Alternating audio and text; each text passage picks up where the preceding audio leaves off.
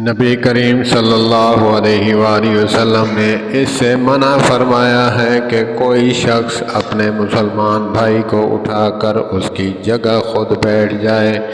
میں نے حضرت نافع سے پوچھا کہ کیا یہ جمعہ کے لیے ہے؟ تو انہوں نے جواب دیا کہ جمعہ اور غیر جمعہ سب کے لیے یہی حکم ہے۔ دوسری حدیث پاک کا مفہوم بھی ہے نا، علماء فرماتے ہیں کہ کوئی شخص جمعہ کے لیے آئے تو اس کی گردنیں پھیلانگتا ہوا نہ آئے، جیسے آئے وہاں جگہ ملے وہیں بیٹھتا جائے، گردنیں پھیلانگنا منع ہے۔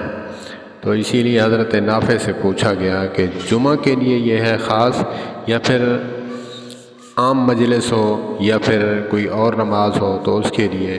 تو فرمایا کہ یہ جمعہ غیر جمعہ کے لیے ہے، کوئی مجالس بھی ہو دینی اس کے لیے ہے، جہاں جگہ ملے وہاں بیٹھ جائے، کسی کو اٹھا کر اس کی جگہ پر بیٹھنا یا گردنیں پھیلانگنا یہ منع ہے۔ والسلام علیکم ورحمۃ اللہ۔